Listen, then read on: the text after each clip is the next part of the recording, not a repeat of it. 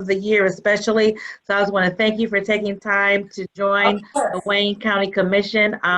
This is historic. I don't think we've ever had a sitting Secretary of State to present to us. So I'm so glad that you were able to do that. There's much going on in the world, and we want to make sure, as everyone does, that everyone who is eligible and able to vote has the opportunity to do so.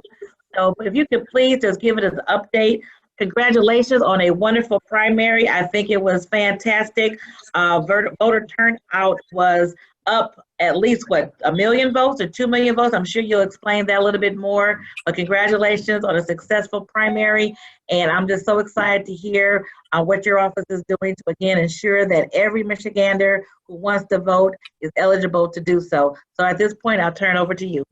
Thank you so much, and thank you all for your patience. I was speaking to the Livingston County leadership just before now, and so you're right, it is a busy time, but Wayne County is my home, so I'm grateful for you all, for the work that you do, and for allowing me to spend some time with all of you this morning on your agenda. Let me see, I don't know, there we go. So thank you again, and congratulations to those of you on a successful August primary as well. I want to talk about the August primary, our work to prepare for November, and I also want to talk about our work and our joint initiative with the Michigan Department of Corrections to provide driver's licenses or state IDs to returning citizens, as well as help them register to vote. Because in our conversations, we found that for returning citizens in particular, there are a lot of myths out there that you cannot vote if you have any sort of criminal history, which we know is not the case. And we are working hard to make sure everyone knows that. But that said, yes, our August primary was successful, particularly compared to other states where you saw significant challenges and a lot of longer lines and crowding at polling places. We were able to avoid that in Michigan, in part because we have a robust vote-by-mail system that citizens took advantage of in record numbers. In Michigan's primary, we had 2.5 million citizens vote. That is higher than has ever voted in any primary in our state's history, which underscores that there is enormous enthusiasm for voting this year. Even in the midst of the pandemic, people want to vote, and we're going to make sure that they can. And that's the second lesson we learned from our August primary, which was that 1.6 million citizens voted by mail. Importantly, this was many voters voting by mail for the first time, and that also underscores that more people voting by mail than ever before underscores that people not just want to vote this year, but they want the option and the right to vote by mail, which they have here in Michigan. The third takeaway and the final piece was that we also, with successful, robust turnout, high turnout, we didn't have any crowding or lines at any polling place. And that's because so many people voted by mail or voted early at their local clerk's office. So what we essentially did was demonstrate how to successfully run a high turnout election in the midst of a pandemic. You make sure that you have every polling place open and fully staffed so that people had that safe in-person voting option. We had masks, gloves, PPE on hand for all of our poll workers. You encourage people to vote early at their clerk's office, which you can do in Michigan 40 days prior to Election Day. You can go to your clerk's office, request your ballot, and return it right there. And we're also encouraging people to request to have their ballot mailed to them, which they can then, once received, return via their local drop box, at their local clerk's office, or through the mail to their local clerk's office. So all those options are on the table. We want voters to know all of their options, and so voter education is going to be key as we prepare for November. So happy to answer any questions about that, and but essentially those data points are what we're going to use to replicate the same success in November. Encourage people to vote early, encourage people to vote by mail and do so early, and then let people know if they choose to vote in person on Election Day, they will have that option. Their precinct will be open, and they can vote safely in person without having to risk their health in order to do so. So that said, I also want to talk today about our shared goal to make it easier for returning citizens to reintegrate into society and get the identification that they need to begin their journey in doing so. And as we announced back in June, the Department of State and the Department of Corrections have launched a joint initiative to provide driver's licenses or state IDs to those who are paroled, as well as information to help them understand that their voting rights have been restored. Through this partnership, the Department of Corrections will obtain required documents, paperwork, and photos for those about to be paroled, and they'll send that information directly to us, and we will either process a driver's license or a state ID for that person, depending on their eligibility. And also, because we are a state where people who get a driver's license or ID are automatically registered to vote, this process will also get those returning citizens registered to vote, and they'll be eligible to vote in whatever way they choose, absentee, by mail, at a drop box, at their clerk's office, and or in person at their polling location in November's election. So we're in complete agreement that formerly incarcerated individuals, for those individuals, obtaining an ID is one of the biggest obstacles they face upon reintegration into society, and also the first hurdle they have to cross as they work to rebuild their lives. We launched a pilot program earlier this year. It should be fully operational next month. And this current plan focuses on prisons, but our goal is to expand to jails as well. I would be remiss if I didn't thank Hester Wheeler, our Deputy Secretary of State, who's really been a leader and champion. I know you all know our Hester for a long time, and his leadership and real commitment to this work is one of the reasons, if not the primary reason, I'm able to stand before you today and talk about this partnership. It was certainly a long time coming, and we welcome any feedback you have on how to maximize its potential. And you have not just myself, but our Deputy Secretary, Hester Wheeler, as well as residents of the city of Detroit, as residents of Wayne County, and really committed in particular to ensuring the residents and citizens of Wayne County have that full access to their right to vote. So that said, we want to continue preparing again for November. And one of the other things I want to ask all of you to do is you see a lot of the information that will be flowing through various portals to our voters in the months ahead, the mailings they will receive, the visits they may receive at their homes from people canvassing, or information they may hear online, is that citizens have a right to vote by mail in our state, and they can, beginning today, request to vote by mail in this November's elections. 2.4 million citizens already have requested to vote by mail, because you could do so prior to August election as well. But beginning today, you can start requesting, you have another chance to request for November, and they will be able to do so online on our website, michigan.gov/vote, or at your local clerk's office. You know, in addition to that, we have installed drop boxes all around Wayne County and all around the state, close to 1,000 drop boxes. We want to have all of them in place by September 24th. That is 40 days prior to Election Day, and that is when people begin to receive and return their ballots. So I say that to you because you are welcome to add drop boxes as well. There's no restrictions on that. Just let us know so we can include them on our website and let people know where they are.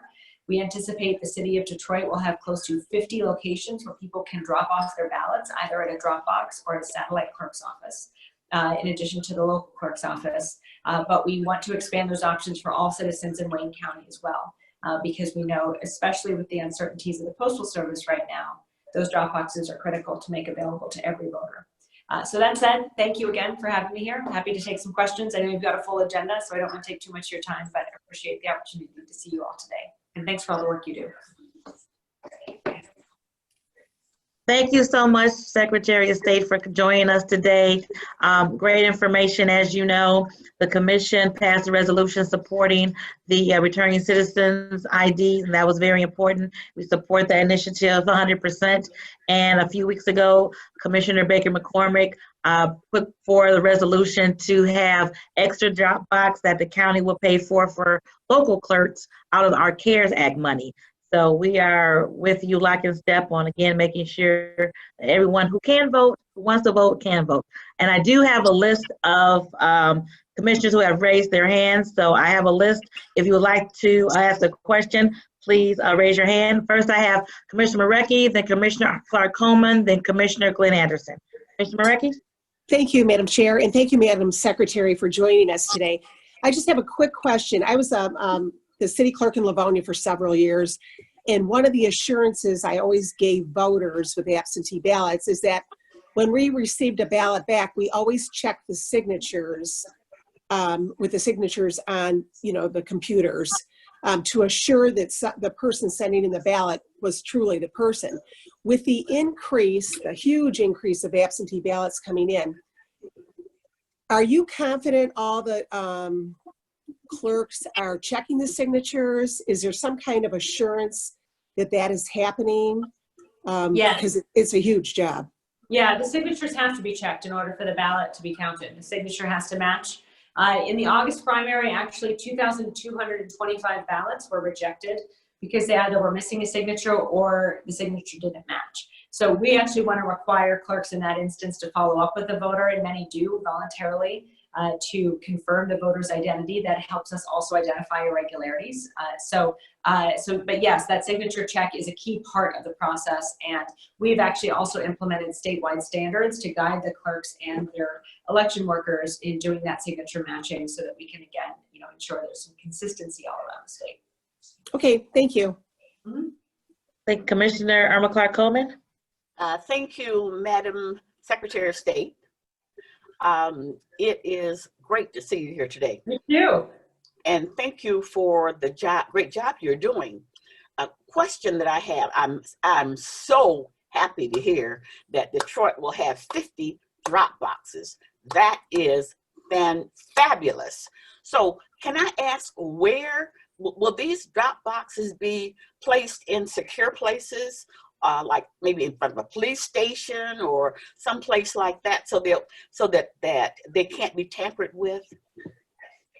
Yes, and to clarify, there will be 50 locations where people can return their ballots. Most of those will be drop boxes, but they will also be at satellite clerks' offices as well. That will be in community rec centers and other parts of the city. There will be a drop box, for example, outside the Pistons training facility and New Center, and many other places as well. So the clerk is identifying the specific locations. They will be video monitored and secured so that we have that protection. They're also really big and heavy, so it's really close to impossible to. They're more secure than mailboxes, quite frankly, in terms of anyone's ability to tamper with anything inside. And so I'm proud of that, but we're also mindful of those locations. And again, we defer in all instances to the local clerks. They decide where the drop boxes go, and then they tell us. So I would encourage you to check in with the clerk as well. But yes, I'm very encouraged that, and I believe you all allocated some funding for those drop boxes as well, if I remember correctly.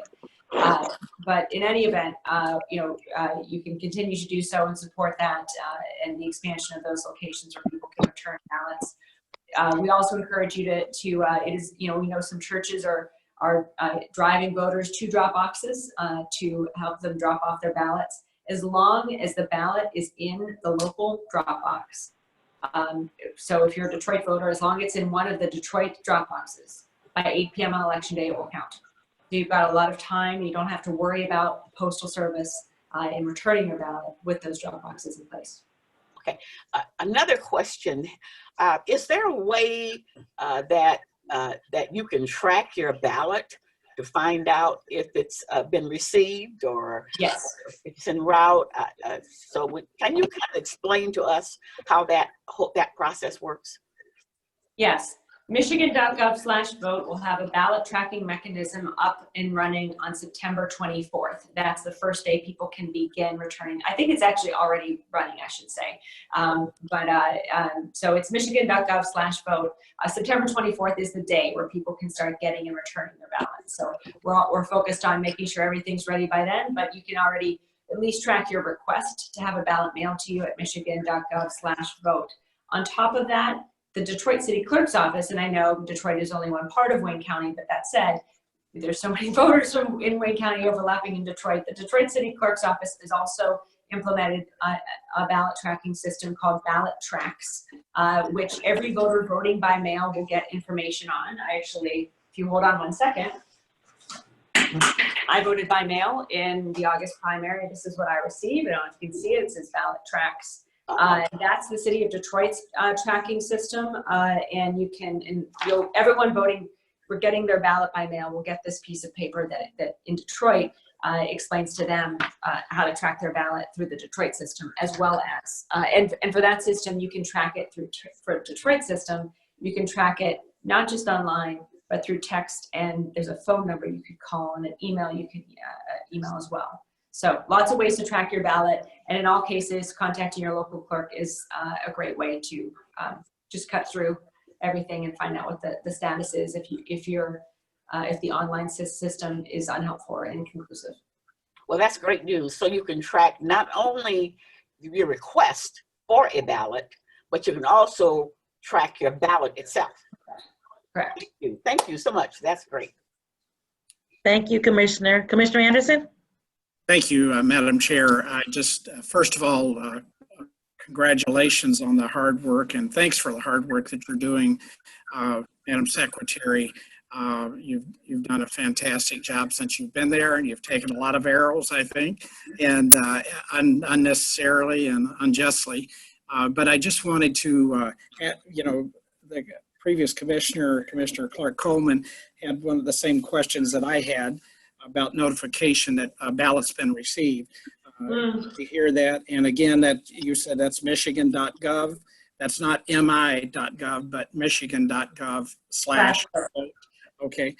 The other question I had is the effort. Are there any efforts that your office will undertake to make sure that no one is harassing voters at the polls? Are you working with any of the local officials to try to make sure that there's not an effort like that to suppress the vote by harassing people? And I know that's a difficult thing to do, but it is becoming more prevalent in our elections. And just wondered if you know of anything that's underway to stop that. Yes, as someone who's run voter protection efforts in our state since 2006, as a nonprofit volunteer and executive, I'm very familiar with those challenges, and we are working with many nonprofit organizations and others and including law enforcement, to prepare for what we anticipate will be significant efforts to suppress voters throughout the county. And so right now we are looking at our preparation in phases. Our preparation and focus right now is voter education, proactively getting voters the information they need to request their ballots, tracking, seeing if everyone's, who's voting by mail, all that thing, all those information. But as we get closer to Election Day, particularly Labor Day, you'll start to see us focus more on that Election Day voter protection as well. But that certainly will be a big part of our efforts. And if you have any suggestions or organizations or law enforcement contacts that we should be speaking with, let us know. Okay, I'll do that. I did want to ask, the last question I have is about fraud. And I know there's a lot of speculation, misstatements, false information out there about fraud. Have you witnessed, I'm sure you've done research on it yourself, have we ever had any issue with, fraud in Michigan for voter fraud? No, we haven't. But I think the thing is we have protections in place to prevent it and to catch it when it occurs. That's the important thing to focus on. Yeah, the data shows it doesn't occur. The data also shows rare times in any state when it does occur, we catch it. And that's, again, the important piece. The signature verification process, if you vote by mail, you have to sign the ballot envelope, and that signature is what is matched to confirm your identity. That helps us catch when people are forging signatures as well, or at any point in the process trying, if there are irregularities. So we have, the bottom line is, like anything, it's against the law. Like any crime, people will try to commit it potentially. We've successfully deterred fraud in our elections and secured them, but again, we also can catch it, and we will investigate it and prosecute it when it happens, because none of us want any type of fraud in the system. All right, thank you. And one last thing I wanted to say, that thanks for the new machines and for the locations for the Secretary of State at the Kroger stores and other locations. I've had nothing but great feedback. That's good. I mean, we had much bigger plans to expand the ways people can interact with our office. The pandemic has certainly impacted those plans, as well as the budget cuts. We want to, and we still want to hopefully redesign the whole branch office experience. And we will be making an announcement imminently that will expand the number of appointments in our branch offices beginning immediately. And so watch for that as well, because we know a lot of people are facing expirations at the end of September, and we're tracking that. We know everyone who is facing an expiration that hasn't yet renewed, and so we're going to do everything we can to make sure that they can renew it in time for the September 30th deadline that the state has set. Great. Thank you. Thank you, Madam Chair. Thank you. We have 4 more commissioners. Vice Chair Pro Tem Ware. Yes, good morning. My question speaks to the Wayne County Board of Canvassers meeting on Tuesday of this week. I would like to know, how are you going to handle those different situations and concerns and problems with the Detroit precinct? I know that they passed a resolution on Tuesday requesting for the state to monitor and provide training to Detroit. Have you implemented a plan yet? Yeah, I'm in close conversations with the clerk, and we, supported her throughout the process. I'll say 2 things. Is we identified, what led to the challenges in the August absentee ballot counting board, and developed. I should say I'm very solution-oriented. I don't really, it doesn't take a mandate to get me to help to partner with our local clerks to try to fix something. So we're already on it. And 2 things. One thing we've been advocating since March of 2019 is for the state to give our local clerks the option of beginning to process absentee ballots prior to Election Day. That is critical because it leads to an expanded time period at the front end for our clerk and our election workers to begin preparing ballots that are sent through the mail to be tabulated on Election Day. When that extra time isn't available, and again, most other states provide this extra time, and we've just asked to have an extra day on Monday. When that time isn't available, you have a time crunch on Tuesday, Election Day, where beginning at 7 a.m., those election workers have to begin the process of opening the envelopes and sorting them and preparing them for tabulation. That all could be done ahead of time. When it's not, the way it's done now, yeah, you open up the door for overtired, error-prone workers who've been, who are lacking sleep because they've been at it since 7 a.m. on Tuesday, and that leads to the types of challenges that we saw in the August primary. So solution number 1 is get the legislature to give our clerks the opportunity to have a more humane way of tabulating and preparing ballots for tabulation. We've asked them to do that. We're hopeful they'll do it. The second thing is to, as we've already done, recruit more election workers for the city of Detroit. Leading up to August, we recruited close to 1,000. We placed 50 on Election Day itself to fill unexpected vacancies. This is why that partnership between the state and the local clerks is so important, so that as we hear of challenges, we don't expect, and I say this as someone who's lived in Detroit my entire time. I've been in Michigan for now, since, I don't know, almost 20 years. We don't expect the city to be able to, fully staff and recruit. The city has so many things that it's working on. It's our responsibility at the state level to support and provide additional people and to train those people. Many of whom are also City of Detroit residents, Wayne County residents, to staff those elections and those polls. And that's what we did in August. We focused on Election Day in August to make sure that every precinct, for the most part, was able to be fully staffed, with the exception of 3 that had to be consolidated at the last minute. But that said, we're going to use in-person poll workers for Election Day, and now also focus on absentee counting board election workers as well, making sure we're continuing to recruit and train them. So in other words, we're on, and it's one of our top priorities to make sure we're prepared for November.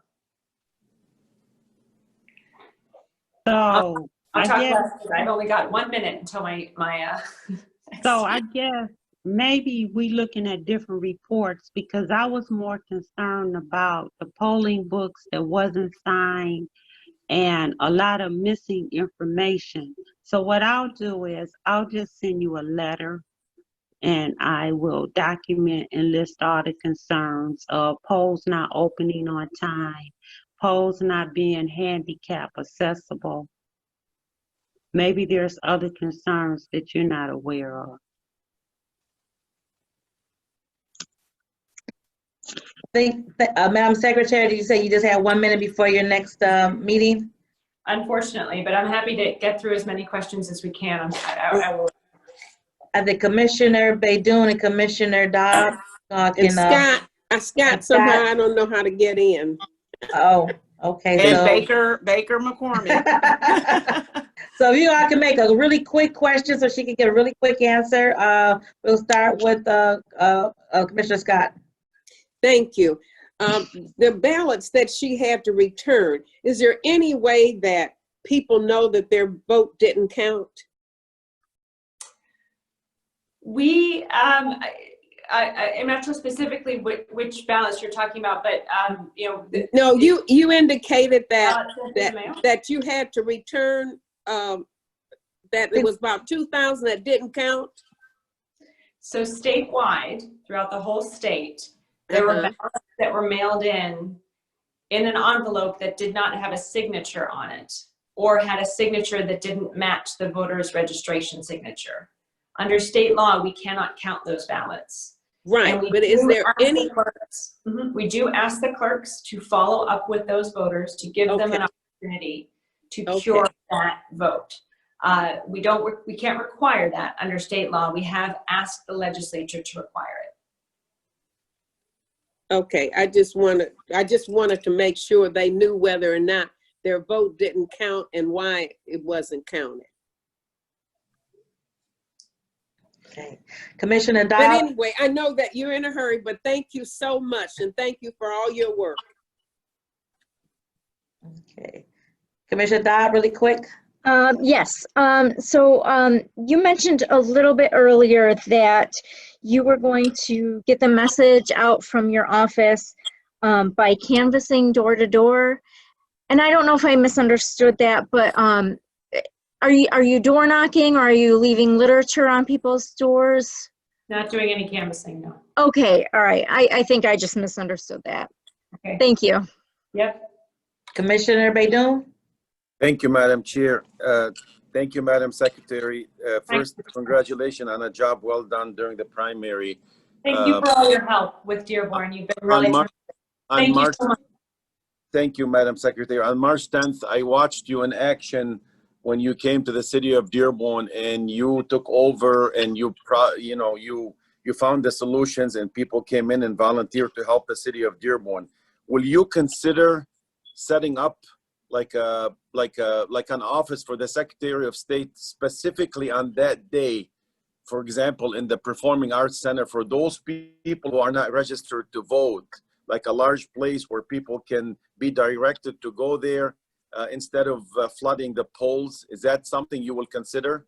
Yes, I'd love to do that. And we've spoken with the clerk about that and would love your help in identifying that location, which could essentially be a satellite clerk's office we could set up. And so Sally Marsh and Hester, who's also on this meeting, they could follow up with you directly. We'd love to make that happen. We're focused on Dearborn in particular as a place where we need to do just that. So that's a great suggestion, and we'll follow up. Thank you. And will you consider putting those collection boxes in the senior housings in Dearborn, because we have several of them, and a lot of these seniors now, it seems like they don't trust the postal service because of everything going on. They may not get their ballots on time. I don't know. We'd love to explore that too, and maybe we can, set up an additional conversation with the clerk and you and our team to identify drop box locations. Drop boxes cost about, just under $700 per box. So we have resources to support additional drop boxes if needed, and would love to have that conversation. We're always very respectful and deferential to the local clerks who know the best locations for those drop boxes. But again, with you as the local commissioner, I'm sure we could identify some locations that the clerk may not have thought of. Thank you, Madam Secretary. Thank you. Okay, one more, Baker McCormick. Doing a speed round. Thank you, Madam Chair, and thank you to the Secretary of State, Jocelyn Benson, for attending our meeting today. And I'm so proud of all of the work that you're doing. Things are are so much better. As far as the re-entering citizens, you said that you are assisting with getting licenses and ID. for voting. If they have never voted before, can they vote absentee for the Yes. first time? Yes, every citizen has a right to vote by mail or absentee in Michigan. Great. That's what I wanted to clarify. Thank you very much for all the work that you do. Thank you. You as well. Thank you all. Great to see you. Thank you for Jocelyn. Thank you, Secretary of State. Thank you very much. Keep up the great work. Take care. Bye-bye. Thank you. All right, thank you. I try to get everybody in. I think there was one more person that had iPad by their name. I didn't know who that was. Hester Wheeler is on in case whoever didn't get a chance to ask a question will want to address it to him. If so, you can do so at this time. Chair Bell, I had a question that I just thought Commissioner about. Baker McCormick to Mr. Wheeler. Thank you, Madam Chair.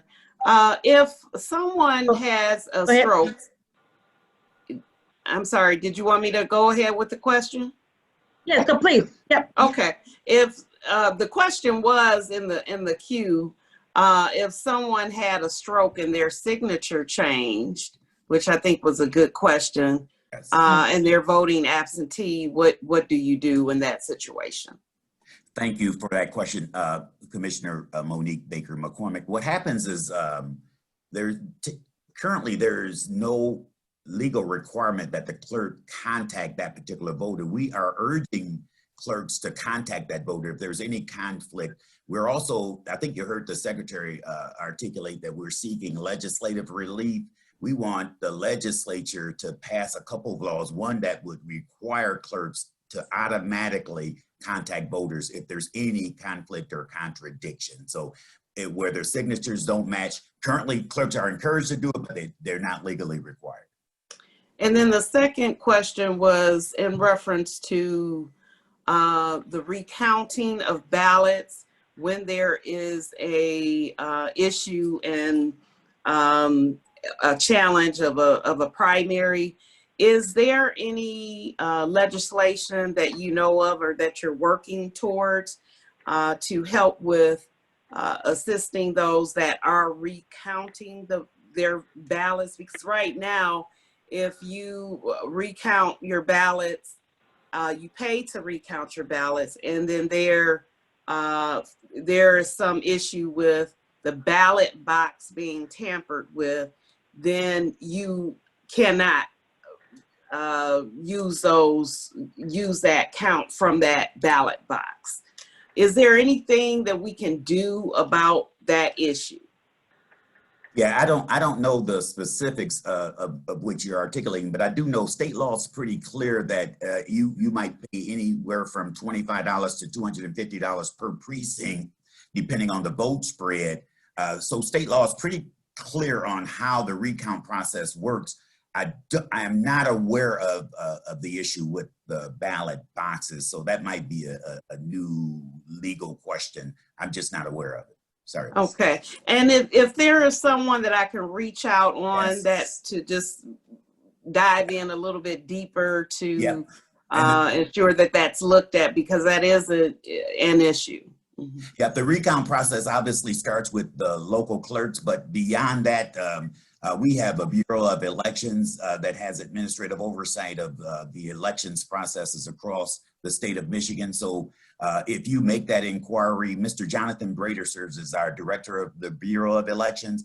He's very, very helpful, very, very knowledgeable. But the recount process does start with the local clerk, and then you can ask that question of the Bureau of Elections, which is a division of our Secretary of State's office. Thank you. Thank you. Okay. Commissioner Hayes, you had a question that you still want to ask Mr. Wheeler? Thank you, Madam the Chair. Good to hear from you, Mr. Wheeler. Good to hear from you, Mr. Hayes. Yes, I have a little bit concern about the legality with the post office. Are there any time legally the post office has to deliver the mail when they receive it? Yeah, I don't know exactly what their parameters are, but we are being as proactive as we can by providing clerks and voters with the encouragement to take advantage of these ballot boxes in the event the Postal Service does not do what it normally does. We want people to be assured, and that's why I was particularly pleased that Commissioner Irma Clark-Coleman asked a question about ballot tracking. So between ballot tracking and ballot boxes, we want to assure voters that your vote is going to count and that it is going to matter. We don't have a lot of control over what happens at the post office. We see the national discussion, so I don't have a clear answer as to what the requirements are. We used to think the mail would arrive within 2 days, particularly in your local community, but we are aware of situations where the mail might not arrive for 2 weeks in the same city because of how the mail is routed. But I can tell you this, that under no circumstance should voters use the mail. If you get to 2 weeks before Election Day, do not trust the mail. If you have not mailed your ballot within 2 weeks, please take it to your clerk's office or take it to that drop box. We start encouraging people to do that prior to the August 4 primary, and that same thing holds true on the way to November 3. So thank you for that question. You're welcome. So we need to promote that, all the commissioner in our district. If you reach the 2 weeks deadline, just to drop it in the box, because there's a chance it might not be counted if they mail late. Yep, something We is need to promote that. Yes, sir. We're experiencing some a lot of debate on concerns about the Postal Service. So I would not encourage anybody to use that post office system prior, if you get within that 2 week window. So thank you for that. Thank you. Hey, thank you so much, Mr. Wheeler. Again, we thank the Secretary of State for joining us today. This is an important topic, and I thought it important that we bring you both on to discuss and answer any questions that the commission have. So did everyone ask a question who wanted to ask a question before we move on with the rest of the agenda? Real quick, Madam Chair, I know when is the list going to be available of where the 1,000 are going to go around the state? That list is on our website right now. You can go. Thank you very much, Tester. Yes, Thank you. Beautiful job, baby. Thank you so very much. Thank you, Madam Chair. We were looking for you last night on national television. We saw you all set up. But maybe we'll catch you tonight. Thanks, everybody, so much for having me. Thank you so much, sir. Thank you very much. Thank you. Thank you. Before Hester, Commissioner Irma Clark-Coleman? Just before you leave, I am telling my people, even now, to go to the drop boxes. I'm not recommending to the people that I'm talking to put in the post office at all. I am telling them to take them to the drop boxes. That's where it's you're sure that it will be picked up. So thank you. Oh, and by the way, I like to thank my constituent, Hester Wheeler, as well as my constituent, Jocelyn Benson, for being here today. Thank you so very much. My Commissioner Irma Clark-Coleman. And thank you for not calling me out. I know I owe you. You sure do. I know. Thank you very much. Right. Thank you, Hester. Good seeing you. Thank you, everyone. Appreciate all the questions. Thank you so much. Very important.